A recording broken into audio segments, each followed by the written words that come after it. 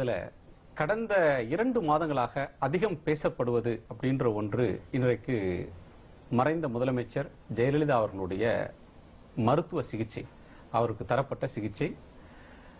அது தொடர்பாக சமூக வலைதளங்கள்ல பொதுமக்கள் மத்தியில பல்வேறு சந்தேகங்கள், பல்வேறு கேள்விகள் அப்படின்றது தொடர்ந்துட்டே இருக்கு. மருத்துவ குழுவினர் டாக்டர் ரிச்சர்ட் பீல் அவரோட குழுவை சேர்ந்த மற்றவர்கள்லாம் அவங்க தரப்பிலான விளக்கத்தை தந்திருக்கிறாங்க.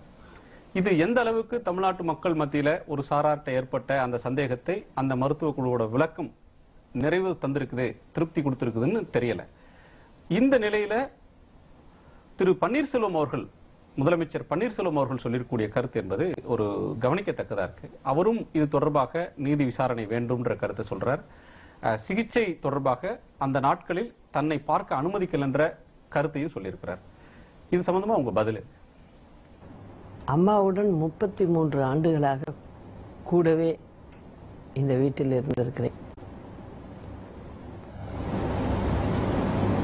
அவரை எப்படி பார்த்துக் கொள்வேன் என்பது எங்கள் வீட்டில் உள்ளே வேலை செய்பவர்களுக்கு தெரியும், தொண்டர்களுக்கு தெரியும்.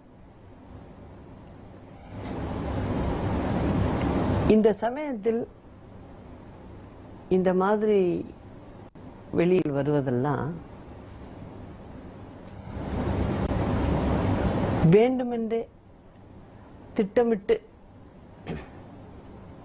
ஒரு பொய்யான கருத்தை திரும்ப திரும்ப சொல்லிக் கொண்டுள்ளனர். என்னை பொறுத்தவரை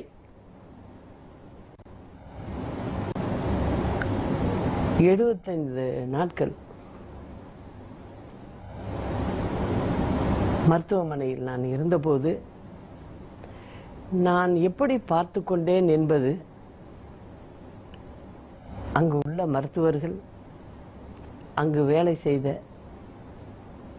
செவிலியர்கள் எல்லோருக்கும் தெரியும்.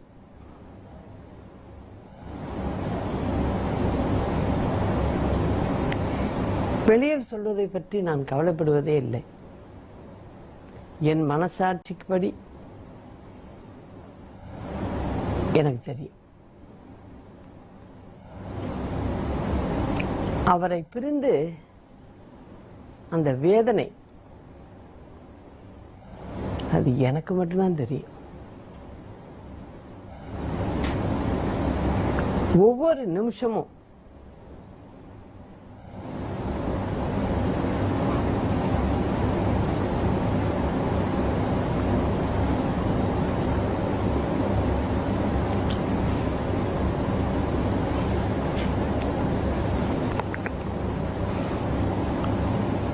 எப்படி பார்த்துக்கிட்டேன் அப்படிங்கிறத நான் வெளியில சொல்லணும்னு நினைக்கல.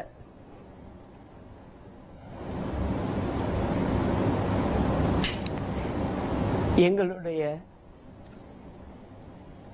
உறவு அப்படிப்பட்டது. எனக்கு திமுக காரர்கள் பரப்பிவிடும் செய்திகளை பற்றி கவலை இல்லை.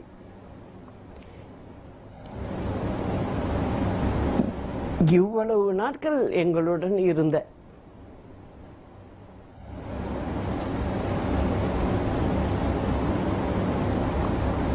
ஓ பன்னீர்செல்வம் விசாரணை கமிஷன் போட வேண்டும் என்று சொல்கிறார். அதை நினைத்து தான் நான் வருத்தப்பட்டேன். இவ்வளவு பச்சை துரோகியாக இருந்திருக்கிறாரே அப்படிங்கிறத நினைச்சு வருத்தப்பட்டன ஒழிய அம்மாவுடைய ட்ரீட்மெண்ட்டை பொறுத்த வரைக்கும் அது ஒரு திறந்த புத்தகம் மாதிரி தான். ஏன்னா அங்க ஒரு டாக்டர் 2 டாக்டர் இல்ல, எய்ம்ஸ்ல இருந்து வந்திருக்காங்க. அது மத்திய அரசினுடைய கண்ட்ரோல்ல உள்ள ஒரு மருத்துவமனை தான். எங்களுக்கு மனதில் பயம் இல்லை. அதனால் அங்கிருந்தே நாங்கள் மருத்துவர்களை அழைத்தோம். அவர்களும் வந்து பார்த்தார்கள். லண்டன் டாக்டர் வந்தார், சிங்கப்பூரில் இருந்து ஃபிசியோதெரபிஸ்ட்லாம் வந்தாங்க. அன்னைக்கு மத்தியானம் கூட நாங்கள் தொடர்ந்து ஃபிசியோதெரப்பி கொடுத்தோம். காலையில் கொடுத்தோம், மத்தியானம் கொடுத்தாங்க, எல்லாமே நடந்துச்சு. எல்லா மருத்துவர்களும் பார்ப்பாங்க, கூட நின்று பேசிட்டு இருப்பாங்க. அன்னைக்கு டிவி கூட பார்த்துக்கிட்டு இருந்தாங்க. எங்களுடைய டிவியில் ஹனுமன்னு ஒரு சீரியல் வரும். அதில் அந்த எபிசோட்லாம் நான் ரெக்கார்ட் பண்ணி அங்கே கொண்டு வர சொல்லி டெய்லி 2 எபிசோட் 3 எபிசோட் பார்ப்பாங்க. பழைய பாடல்கள் ரொம்ப பிடிக்கும். அதனால பழைய பாடல்கள்லாம் ரெக்கார்ட் பண்ணு, பிளாக் அண்ட் ஒயிட்டு ரொம்ப பிடிக்கும். அதெல்லாம் நாங்கள் சிடி அங்கே போட்டு காமிச்சிக்கிட்டு தான் இருக்கோம், பார்த்துக்கிட்டு தான் இருந்தாங்க. அந்த மாதம் 29ஆம் தேதி நான் நாள் பார்த்துட்டு இருந்தேன், வீட்டுக்கு அழைச்சிட்டு வந்துடலான்னு. இந்த மாதிரி இருக்கும்போது திடீர்னு ஒருவர் இப்படி சொல்லும்போது, இவர் அரசியலில் விலை போயிட்டாரு அப்படிங்கிறத நினச்சி தான் வருத்தப்பட்டனே தவிர, இவங்க எத்தனை கமிஷன் அமைச்சாலும் சரி, என்ன செஞ்சாலும் சரி, அதை பற்றி நான் கவலைப்படல. ஆனால் அம்மாவுடைய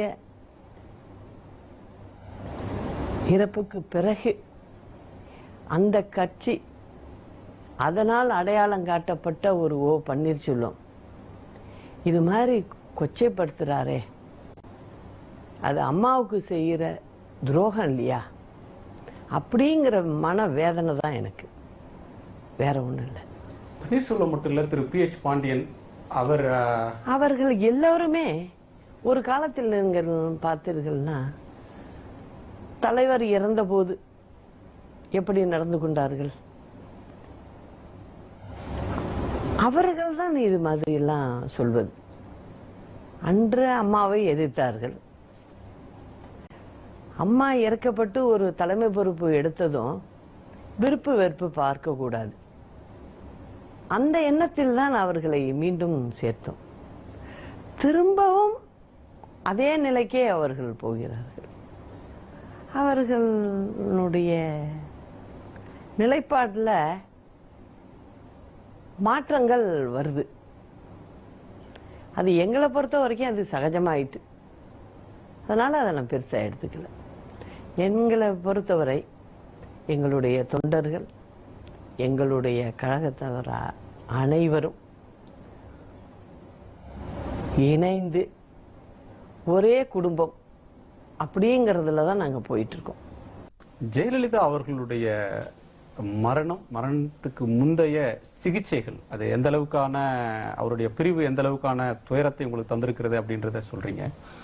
இதுல முழு முதலாக இதுக்கு மக்கள் மனதில் இருக்கக்கூடிய சந்தேகத்தை போக்கணும், அல்லது கட்சிக்காரங்களுக்கு இது பற்றின விளக்கத்தை தரணும் அப்படின்னு சொன்னா, இதை பற்றி முழுமையாக ஆத்தென்டிக்கா சொல்லக்கூடிய ஒருவர்னா அது நீங்களா தான் இருக்க முடியும். அது அந்த நாள்ல இருந்து அட்மிட் பண்ண நாள்ல தொடங்கி தாமதமாக அட்மிட் பண்ணப்பட்டார்கள் அப்படின்றதுல தொடங்கி ஒரு குற்றச்சாட்டு இருக்கு. இல்ல அது தவறான செய்தி. இங்க இருந்த டிஎஸ்பி, டியூட்டி டிஎஸ்பி இருப்பாங்க, நான் ஃபர்ஸ்ட் அவங்கள தான் கூப்பிட்டேன், கூட ஹெல்ப் பண்ணுங்க அப்படின்னு சொல்லி. அவ்வளோ சீக்கிரம் நாங்கள் அங்கே உள்ள டாக்டர்ஸ் எல்லாரும் என்ன சொன்னாங்க, ரொம்ப சீக்கிரம் கொண்டு வந்துட்டீங்க அப்படிங்கிறது தான் ஃபஸ்ட்டு அந்த டாக்டர் சொன்னது. சரியான நேரத்தில் நீங்கள் கொண்டாந்து அட்மிட் பண்ணீங்க, லேட் பண்ணாமல் வந்தீங்க பாருங்க, அதனால் பிரச்சனை இல்லை அப்படின்னு அன்றைக்கி இரவு 3 மணிக்கு என்கிட்ட சொன்னாங்க. அதெல்லாம் தவறான செய்தி. உங்களை பொறுத்தவரையிலும் எந்த விசாரணைக்கும் தயார், எந்த விசாரணை வேண்டுமானாலும் நடக்கட்டும், என்ன நடந்தால் என்ன, அதை பற்றி எனக்கு கவலை இல்லை. என்னை பொறுத்தவரை என்னுடைய சகோதரிக்கு நான்